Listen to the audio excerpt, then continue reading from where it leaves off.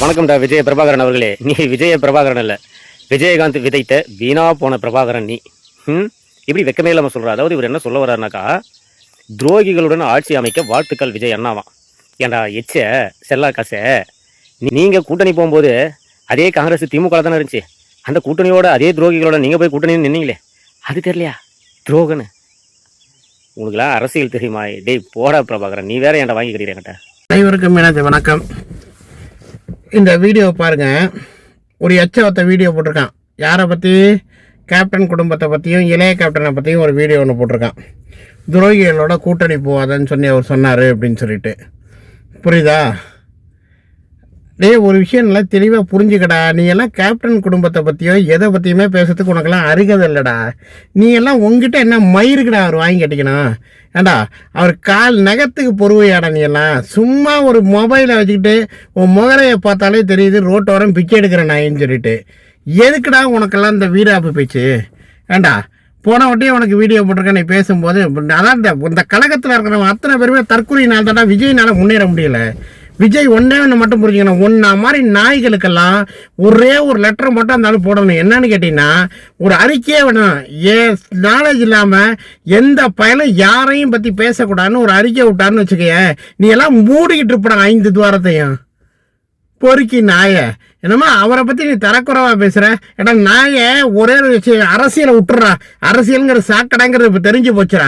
ஏன்னா தூய சக்தி மயிர் சக்தின்னு போயிட்டு தீய சக்தின்னு சொல்லிட்டு அந்த தீய சக்திகிட்டே தானே இப்போ காலை விட்டு நக்கிட்டு இருக்கீங்க. மயிர் நீங்கள் தான் பெரிய தூய சக்தி அரசியல் பண்ணுற மாதிரி பேசிட்டு இருக்கீங்க. என்ன மயிர் தூய சக்தி? நீங்கள் தீய சக்தி. இப்போ டிஎம்கே காலில் தானே போய் விழுந்து ஒவ்வொருத்தரையும் போய் இது பண்ணிட்டு இருக்கீங்க.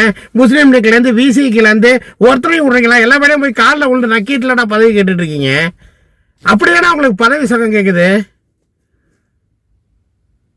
அடுத்தவங்கெல்லாம் பற்றி பேச உங்களுக்கு என்ன முதல்ல யோகிதை இருக்கு? நான் ஒன்னேன்னு சொல்கிறேன், விஜய்க்கு இந்த ஏற்பட்ட நிலைமைக்கு மெயின் காரணமே உங்களை மாதிரி தற்குறி பயிலுக்கு தான்டா மெயின் காரணம். வேற எவனும் காரணம் இல்லைடா. விஜய் நல்ல மனுஷன்டா. இப்போவும் சொல்கிறேன், விஜய் நல்ல மனுஷன்டா. 109 தொகுதி உண்மையிலே சொல்கிறேன், அந்த மனசுக்காக வந்தது. நான் இல்லைன்னா சொல்ல மாட்டேன். புரியுதா? விஜய் நல்லவர். ஆனால் அவளை தேவையில்லாமல் அந்த நாய்கை ட்ரிகர் பண்ணுறதுனால வர விளைவு தான். ரோட்டில் உள்ள நாய்ங்க ஒருத்தன் பாருங்க, கவர்னரை கண்ணாபுடான்னு பேசியிருக்காங்க. ஒரு பொறுக்கி நாய்.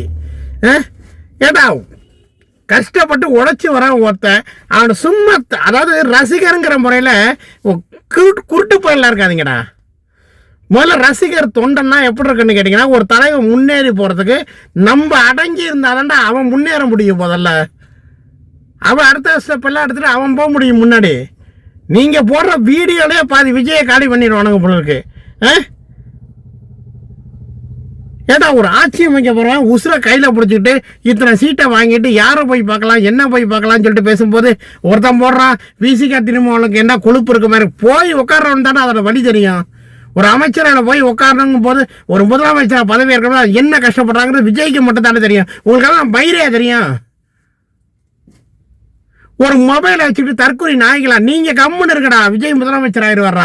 உங்கள் உண்மையிலே சொல்றா, கட்சியில் இருக்க அத்தனை நாய்கள்னால தான் விஜய் பாதிக்கப்படுறது. இதை முதல்ல அவர் விஜய் அவர்கள் முதல்ல இதை பார்த்து முதல்ல ஒரு அறிக்கையை முதல்ல விடுங்க. இந்த நாய்களை கொஞ்சம் கம்முன்னு இருக்க சொல்லுங்க. உங்களுக்கு கீழே இருக்காங்க பார்த்தீங்களா அந்த நாய்ங்க, எம்எல்ஏ கூட சேர்த்துக்கலாம். அவங்கள்ட்ட எம்எல்ஏ இருக்காங்க, அவங்க கூட எதுவும் பேசுறது கிடையாது. இந்த தற்குறி நாய்கள் ரசிக கூட்டம்னு ஒரு பரதேசி நாய்கள் சுற்றிட்டு இருக்கு உங்களை சுற்றி. அந்த பரதேசி நாய்களுக்கு மேலே ஒரு அறிக்கை விடுங்க. இந்த மாதிரி பண்ணாதீங்கடா, பண்ணதுனால தான்டா நானே காலி ஆகிட்டு இருக்கேன்னு சொல்லிட்டு நீங்கள் ஒரு அறிக்கை விடுங்க. இவெல்லாம் எதை சேர்ந்தவனே தெரியல. ஒழுங்கு அழகா ஒரு ஜெயிச்சு அழகா ஒரு பதவி பிரமாணம் எடுத்து அவர் பாட்டில் போயிருப்பாடுறா. ஏன்டா இந்த இளவு கூட்டுறீங்க? அந்த போய் எதுக்குடா இந்த பாட்டு படுத்துறீங்க? மற்ற கட்சிக்காரெல்லாம் தொந்தரவே பண்ணலடா. நீங்கள் பதவி ஏற்கிறதுக்கு மற்ற கட்சிக்காரெல்லாம் தொந்தரவே இல்லைடா. நீங்கள் பண்ணுற அட்டூழியங்கள் தாண்டா அவ்வளவு. 7 நாளில் எத்தனை சம்பவம் பாரு. ஒருத்தன் தாலி இருக்கிறான், ஒருத்தன் பொண்ணை கெடுக்கிறான். பாரில் போய் உட்காந்து பிரச்சனை பண்ணுறீங்க, ரோடு போடுற இடத்துல பிரச்சனை பண்ணுறீங்க. உங்களுக்கு என்ன தாண்டா பிரச்சனை? ஏண்டா விஜய் முதலமைச்சர் ஆகணும்னு எதிர்பார்த்தீங்க, அது ஆதரவு கொடுத்து மக்கள் எல்லாம் நல்லபடியாக ஓட்டை போட்டு அவரை வர வச்சுட்டாங்க. புரியுதுங்களா? இதுக்கப்புறம் உங்களுக்கு என்னடா வேணும்? நீங்கள் பொறுமையாக இருந்தால்டா பதவி ஏற்க முடியும். தற்கொலைத்தனமாக அடுத்தவனை பற்றி பேசுறதுனால தாண்டா உங்களுக்கு பிரச்சனையே வருது. இப்படி பேசுறதுனால தான் ஆதரவு கொடுக்குறவங்க கூட இப்போ யோசனை பண்ணுறான். ஏன்னா நம்மளே திட்டுறான், நமக்கு இருக்கிற ஆதரவு கொடுக்கணும்னு அவன் ஒதுங்குறான். இந்த ஒரு தருதலை பேசுறது பாருங்க பிரபாகரனை பத்தி. அந்த குடும்பத்தை பத்தி உனக்கு ஏதாவது தெரியுமா நாய, புறம்போக்கு நாய? கேப்டன் குடும்பத்தை பத்தி பேசுங்க உனக்கு முதல்ல அருகதை இருக்காடா? ஏன்னா தீய சக்தி கூட கூட்டணி போக ஜாக்கிரதையா இருக்க காங்கிரஸ் கூட சொல்லுது. அதாவது அவர் கருத்தை சொல்றாரு. ஒரு கருத்து சொல்றதுக்கு ஒரு ரைட் இருக்குடா. அரசியல்ல நிரந்தர நண்பன் இல்ல, நான் எதிரியும் கிடையாது, புரியுதா இல்லையா? அது அரசியல் பண்றவங்களுக்கு மட்டும் தான் தெரியும். உன்ன மாதிரி மீடியா வச்சு பொறுக்கிதிங்கிற நாய்க்கு தெரியாது. நீங்க முதல்ல மூடிட்டு போடா. அதை விட்டுவிட்டு அவரை போய் குத்தம் சொல்லிட்டு உட்காந்துருக்குற. அரசியலை விட சரி, நீ எவனுக்காவது ஒரு 10 பேர் சோறு போட்டிருக்கியா? அந்த குடும்பம் எத்தனை பேர் சோறு போடுதுன்னாவது உனக்கு தெரியுமா? ஏண்டா மற்றவனை பற்றி நீ பேச காண 2 வீடியோவுமே விஜய பிரபாகரனை பற்றி தான் பேசுகிற. ஏண்டா இப்போதான்டா அவன் அரசியலுக்கே வரான். அவனை வளர விடுங்கடா. முதல்ல உங்களை மாதிரி தற்கொலை நாய்கள்னால தான்டா வளர முடிய மாட்டேங்குது. முதல்ல விஜய் பண்ணுற ஒரு பெரிய தப்பு என்ன தெரியுமா? ஃபஸ்ட்டு எடுத்த அறிக்கை என்ன தெரியுமா ஒன்றும், என்னோட கட்சி தொண்டர்களாக இருந்தாலும் சரி, தற்கொலை ரசிகர்களாக இருந்தாலும் சரி, நான் ஆட்சி அமைக்கிற வரைக்கும் எந்த விதமானதில் ஈடுபடக்கூடாதுன்னு விஜய் ஒரு அறிக்கையை முதல்ல விட்டாதான் இந்த பிரச்சனையெல்லாம் சால்வ் ஆகும். ஏன்னா இருக்கிறது முழுக்க முக்கா டிக்கெட்டு. கீழ்ப்பாக்கத்துலையும் இதுலையும் இருக்கிற டிக்கெட் தான் முக்கால்வாசி விஜய் ரசிகராக இருக்குது. எதுவுமே முழுமையான டிக்கெட் கிடையாது. ஒரு சில நண்பர்கள் இந்த தாவேகா கட்சியில் இருக்கிற ஒரு சில நண்பர்கள் மட்டும்தான் புரிதலோடு செயல்படுறாங்க. தாவேகா கட்சியில் நண்பர்கள் இருக்காங்க, இல்லைலாம் சொல்ல வரல. அவங்கெல்லாம் எப்படின்னா அரசியல்வாதிகளோட பழகினாலும் அவங்க அரசியல்வாதி மாதிரி அப்படியே மெயின்டைன் பண்ணிட்டு இருக்காங்க. இந்த தற்கொலைகள்லாம் இந்த சோடா பாட்டில் உடைக்கிறது, பீடி இழுக்கிறது, கஞ்சா அடிக்கிறது, தண்ணி அடிக்கிறது, இந்த கேஸுக்கு முக்கால்வாசி இப்படி தான் இருக்குது. அதில் இந்த இவன் ஒருத்தவங்க பேசிட்டு இருக்க மாதிரி கஞ்சா அடிக்கிற மாதிரியே இருக்காங்க. முகத்தை பார்த்தா உண்மையிலேயே நல்ல மாதிரி தெரியல, கஞ்சா இருப்பான் போல இருக்கு, எல்லா பழக்கமும் இவன்ட்டு இருக்கும் போல இருக்கு, அந்த மாதிரி இருப்பான் போல இருக்கு. அவன் கொஞ்சமாவது கட்சிக்காரனை அறிவோட செயல்படுங்கடா. இன்னும் ரசிகர் மன்றமாகவே இருக்காதீங்கடா, இன்னும் ரசிகர்களாகவே இருக்காதீங்கடா. முதல்ல உணர்ச்சி வசப்பட்டு பேச முதல்ல அடக்குங்கடா. ரோட்டில் உட்காடுறது, அதை பண்ணுறது, இதை பண்ணுறது. ஒரு பைண்டிங் ஃபிளான்னா இத்தனை பேர் குறையுது அப்படின்னா எஸ்ஆர் பொம்மை கேஸ் எடுத்து சொல்கிறீங்க. எஸ்ஆர் பொம்மை கேஸ்லாம் ரூல்ட் அவுட் ஆகி நிறைய நாள் ஆகிடுச்சுடா. அதை முதல்ல புரிஞ்சுக்கடா. சட்டம்ங்கிறது முதல்ல என்னன்னு புரிஞ்சுங்கடா. குதிரை பேரம் நடக்குது, அந்த இதை அறுதி பெரும்பான்மை இல்லாமல் பண்ணி வைக்கக்கூடாதுங்கிறது S R Bommai judgement ruled out ஆகிட்டுறா. ரூல்ட் அவுட் ஆகி பல ஜட்ஜ்மெண்ட்டுகள் அதுக்கு பிறகு வந்துருச்சுடா. அதை முதல்ல படித்து பாருங்கடா. இல்லை உங்களுக்கு தெரிஞ்ச சட்ட வல்லுநர்கள் உங்கள் கட்சியிலே இருக்காப்புல பாருங்க, அந்த வக்கீல்கள்ட்டெல்லாம் கேட்டு தெரிஞ்சுங்கடா. பார்க்கறதுக்கு பாவமாக தான் இருக்குது. என்ன பண்ண சொல்கிறீங்க? 109 எம்எல்ஏ தான் இருக்காங்கடா. பாக்கி எம்எல்ஏக்கள் வந்த பிறகு தான்டா பண்ண முடியும். புரியுதுங்களாடா? முதல்ல அதை புரிஞ்சுங்கடா. அதுக்கு உழைக்க விடுங்கடா அவங்கள. பாவம் எல்லாரும் கட்சியில் உள்ளவங்களாம் எவ்வளோ இது பண்ணியிருக்காங்க, உழைச்சிருக்காங்க. அங்கே போய் அவனை பார்ப்பான், இவனை பார்ப்பான், இவன்ட்டு ஆதரவு கிடைக்குமா, அவன்ட்டு ஆதரவு கிடைக்குமான்னு போய் பார்த்து ஒரு அமைச்சரை அமைக்கிறதுக்கு பாடுபட்டு இருக்காங்க. நீங்கள் என்னடான்னா சல்லித்தனமாக கஞ்சா அடிக்கிட்டும், பீடி அடிச்சுக்கிட்டும், ரோட்டோ 2 சரக்கு அடிச்சுக்கிட்டும், ஒரு மொபைலை வச்சுட்டு கண்ணாப்படான்னு ஒன்று எவனையாவது ஏதாவது பேசி ஆதரவு கொடுக்குறவனே கெடுக்கிறதே உங்களை மாதிரி தற்கொலை பயலுக்கு தான்டா, வேற யாரும் கெடுக்கலடா.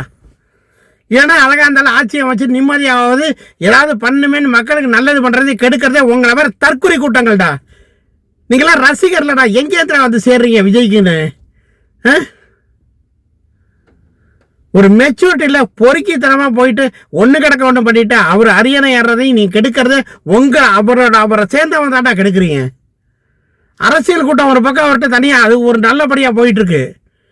இந்த ரசிகருக்கிற போர்வேலை இந்த நீங்கள் அடிக்கிற லூட்டியில் தான்டா இருந்தாலும் முதலமைச்சரே ஆக முடியாமல் போகுது. திருந்துக்கடா கொஞ்சமாவது. அந்தால கஷ்டப்பட்டு உழைச்சி சினிமாவில் நடித்து எல்லாம் பண்ணி முதலமைச்சராக போகிற ஸ்டேஜில் போய் உட்காந்துருக்காரு. நீங்கள் என்னடாண்ணா ஐயையோ அவர் உண்மையிலே சொல்கிறேன், அந்த மனசு எப்படிதான் இப்படிப்பட்ட குரூப்பெல்லாம் சேர்த்தாருன்னு தெரியல. அவர் சேர்த்தாரா இல்லை நீங்களே போய் சேர்ந்திக்கலான்னு தெரியலடா. அவர் பேரை கெடுக்கிறதுக்கு வேறு எவனுமே வேண்டாடா. உங்கள் கூட்டம் மட்டுமே போகண்டா விஜய் பேரை கெடுக்கிறதுக்கு.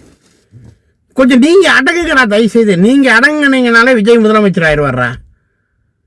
குட்டிச்சோரா போகிறதுக்கு காரணமே நீங்கள் தான்டா. உங்களோட பைத்தியக்காரத்தனம், உங்களோட முட்டாள்தனம், உங்களோட தற்கொலைத்தனம் தான்டா விஜய் முதல்வர் ஆக முடிய மாட்டேங்குது. அதை முதல்ல புரிஞ்சு நடந்துங்கடா. எவனை பார்த்தாலும் சல்லி பயில மாதிரியே பிஹேவியரு. இதை கேட்டால் விஜய் ரசிகர் கொடியை தூக்கி சுற்றுறது, ரோட்டில் பஸ்ஸை போனால் பஸ்ஸை மறைக்கிறது, டாஸ்மார்க்கில் இப்போ போய் நாங்கள் தான் ஓனர்னு பிரச்சனை பண்ணுறது, ஏன்னா இதெல்லாம் விஜய் முதல்வர் ஆகிறதுக்கு மெயின் காரணமே உங்களை மாதிரி தற்கொலை நாய்கள் தாண்டா. அதை முதல்ல புரிஞ்சுங்களா தற்கொலை பயிலோலா. நீங்க அமைதியா இருங்கடா, விஜய் முதலமைச்சர் ஆயிடுவாரா. அந்த ஒரு யூடியூப்ல ஒரு பையன் அடிக்கடி பேசுறாரு, கொஞ்சம் பொறுமையா இருங்கடா பொறுமையா. அந்த பையனுக்கு தான் உண்மையிலேயே நான் வாழ்த்து சொல்லணும். அந்த பையன் பேசும்போது காமெடியா இருந்தா கூட அந்த பையனோட கருத்துக்கள் வந்து கரெக்டா இருக்கு. அதை முதல்ல தயவு செய்து புரிஞ்சுட்டு அந்த பையன் பேசுற வீடியோவாவது கேளுங்கடா தயவு செய்து. பைத்தியக்கார மென்டல் பண்ணலாம். அந்த பையன் உங்க கட்சியில் உள்ள பையனா இல்லை உங்க ஐடி விங்க தெரியல. அந்த பையன் உண்மையிலே கரெக்டாக பேசுறாப்ல, எதா இருந்தாலும் தெளிவாக பேசுறாப்ல. பையன் பேசுகிற சிரிப்பாக இருந்தால் கூட அந்த பையன் கரெக்டான அட்வைஸ் சொல்கிறாப்ல. அந்த பையனை ஃபாலோ பண்ணியா திரும்பி நடக்கிறா பைத்தியக்கார பயிலலாம். கொஞ்ச நாளைக்கு பொறுமையாக இருங்கடா, ஒரு முதலமைச்சர் ஆகிற வரைக்கும். உங்களாலே இருந்தாலும் முதலமைச்சராகவும் போயிடுவார் போல இருக்கு. பைத்தியக்கார பயிலலாம்.